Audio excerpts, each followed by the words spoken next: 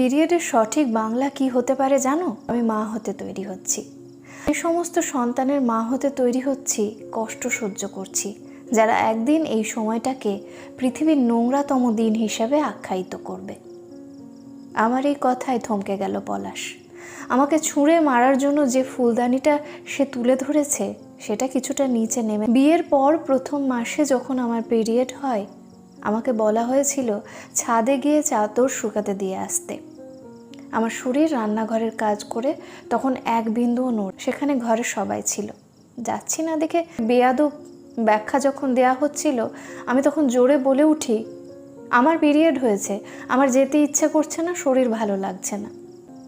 আমি কিছু বুঝতে পারার আগে হুঙ্কার ছাড়ে শাশুড়ি, অসভ্য বেয়াদব মেয়ে, শ্বশুর ভাসুরের সামনে মুখে লাগাম নেই। এই যুগে এসেও আপনারা এমন নিচু ধারণা রাখেন কিভাবে?